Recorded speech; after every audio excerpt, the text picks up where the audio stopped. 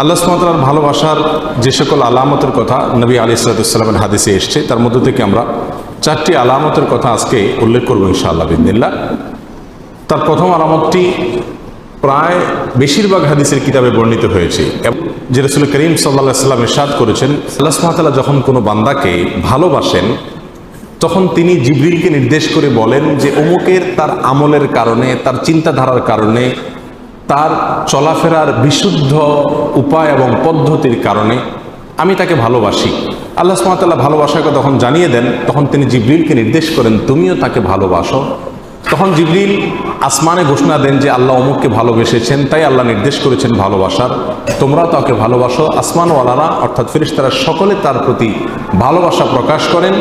তখন আল্লাহ সুবহানাহু ওয়া তাআলা স্বয়ংক্রিয়ভাবে পৃথিবীতে যারা বসবাস করে তাদের অন্তরে ওই ব্যক্তির প্রতি ভালোবাসা সৃষ্টি করে দেন। বর্ণাকারী বলেন, আর যদি কাউকে আল্লাহ সুবহানাহু ওয়া তাআলা ঘৃণা করেন, অপছন্দ করেন, একইভাবে অর্থাৎ জিবরিলকে ডেকে বলেন আল্লাহ সুবহানাহু ওয়া তাআলা আমি অমুককে তার কর্মের কারণে তাকে আমি অপছন্দ করি, তুমি অপছন্দ করো। আসমানওয়ালারা অপছন্দ করে, তারপরে জমিনওয়ালা বা পৃথিবীবাসীও তাকে অপছন্দ করতে থাকে। এই হাদিস থেকে বোঝা গেল আল্লাহ সুবহানাহু ওয়া তাআলা যখন কাউকে ভালোবাসেন তার একটা আলামত হলো যে পৃথিবীতে বেশিরভাগ মানুষ বা সচরাচর তাকে যারা চিনে জানে তাদের সকলের ভালোবাসা তার প্রতি আল্লাহ সুবহানাহু ওয়া তাআলা সৃষ্টি করে দেন। নাম্বার 2, আল্লাহ সুবহানাহু ওয়া তাআলা যখন কোনো মানুষকে ভালোবাসেন, কাউকে পছন্দ করেন, সেটা আমরা কিভাবে বুঝবো? তার দ্বিতীয় আলামত হলো আল্লাহ যাকে ভালোবাসেন তাকে বিপদ আপদ দেন, তাকে মুসিবত দেন, তাকে কষ্ট দেন। এটা হলো একটা আলামত যে আল্লাহ সুবহানাহু ওয়া তাআলা ওই লোকটাকে ভালোবাসেন। এ বিষয়ে সুনানে তিরমিজির এক হাদিসে আসছে, রাসূল আকরাম সাল্লাল্লাহু আলাইহি ওয়াসাল্লাম ইরশাদ করেছেন, ওয়া ইন্নাল্লাহা ইযা আহাব্বা কওমান ইবতালাহুম, আর যখন আল্লাহ সুবহানাহু ওয়া তাআলা কোনো মানুষকে, কোনো জাতিকে ভালোবাসেন তখন তাদের পরীক্ষা নেন, তাদেরকে মুসিবত দেন, কষ্ট দেন, রোগে শোকে অসুবিধায় ফেলে নানাভাবে আল্লাহ সুবহানাহু ওয়া তাআলা তাদেরকে পরীক্ষা করেন। এই যে বিপদ আপদে ফেলে দেওয়া, এটা কিন্তু আল্লাহ সুবহানাহু ওয়া তাআলার ভালোবাসার একটি আলামত। ফামান রাদিয়া ফালাহুর রিদা ওয়া মান সাখাতা ফালাহুস সাখত, আল্লাহর এই দেওয়া পরীক্ষায়, কষ্টে যে ব্যক্তি সন্তুষ্ট হয়ে যায়, আল্লাহর ফয়সালাকে মেনে নেয়, ফালাহুর রিদা, তার জন্য আল্লাহর সন্তুষ্টি অবধারিত হয়ে যায়।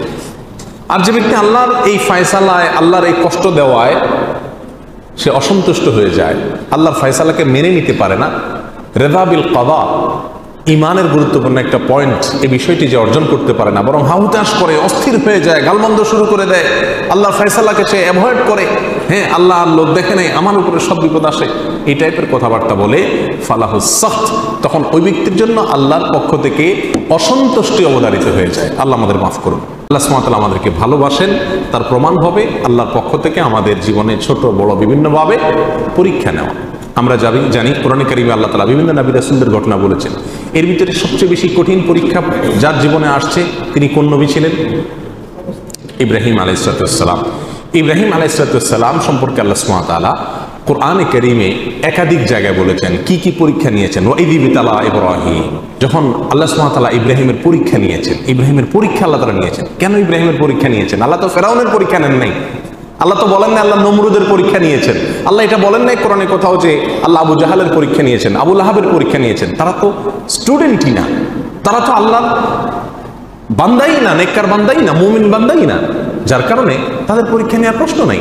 যার জীবনে বিপদ আছে, ইমানদার যদি হয়ে থাকে তাহলে বুঝতে হবে সে আল্লাহর কাছে কোনো না কোনো কারণে প্রিয় হয়েছেন, আল্লাহ তাকে পরীক্ষা করছেন, বিধায় অস্থির এবং ব্যাকুল হওয়া যাবে না। আল্লাহ তাআলা আমাদের তৌফিক দান করুন। তাহলে দ্বিতীয় আলামতটি আমরা পেলাম আল্লাহর ভালোবাসা। তৃতীয়, আল্লাহ যখন আমাদের কাউকে ভালোবাসেন তার আলামত কি? এটা বড় জটিল আলামত, বড় কঠিন আলামত। তার আলামত হলো আল্লাহ সুবহানাহু ওয়া তাআলা তাকে দুনিয়া থেকে দূরে সরায় রাখেন, দুনিয়ার সাথে মিশে হাবুডুবু খেয়ে একাকার হয়ে যাওয়া থেকে আল্লাহ তাআলা হেফাজত করেন। আমাদের অনেকে আমরা দুনিয়া চাই, পদ পদবী, অর্থ কড়ি, প্রভাব প্রতিপত্তি, কেনা চাই, আমরা সবাই চাই এগুলা, কিন্তু আল্লাহ সুবহানাহু ওয়া তাআলা কিছু মানুষকে ভালোবেসে এগুলো থেকে দূরে সরায় রাখেন। সে চাইলেও ব্যাটে বলে হয় না। আল্লাহ সুবহানাহু ওয়া তাআলা তাকে দুনিয়া থেকে পরিকল্পিতভাবে বাই প্ল্যান, ইচ্ছাপূর্বক আল্লাহ সুবহানাহু ওয়া তাআলা সরায় রাখেন। কেন? তার জন্য ওই জায়গায় গেলে ক্ষতি হবে। সে দুনিয়ার সাথে যদি মিশে যায় তাহলে সে ধ্বংস হয়ে যাবে। আল্লাহ সুবহানাহু ওয়া তাআলা তাকে বাঁচিয়ে রাখেন। এই প্রসঙ্গে সহিহ ইবনে হিব্বান, মুস্তাদরাক হাকিম, সুনানে তিরমিজি অনেকগুলো হাদিসের কিতাবে হাদিসটি বর্ণিত হয়েছে। রাসূল আকরাম সাল্লাল্লাহু আলাইহি ওয়াসাল্লাম বলেছেন, ইন্নাল্লাহা ইযা আহাব্বা আবদান হামাহুদ দুনিয়া কামা ইয়াহমি আহাদুকুম মারিদাহু আল মা লিয়াশফিয়া। তোমাদের কেউ তোমাদের প্রিয়জনরা অসুস্থ হলে যেই রোগে পানি টাচ করলে অসুবিধা হবে তাকে যেরকম পানি থেকে তোমরা বাঁচিয়ে রাখো, আল্লাহ যখন কোনো মানুষকে ভালোবাসেন তার আল্লাহর ভালোবাসার মানুষটাকে আল্লাহ তাআলা দুনিয়া থেকে এরকম বাঁচিয়ে রাখেন। আল্লাহর ভালোবাসার আরেকটি আলামত হলো নেক কাজ করার সুযোগ পাওয়া।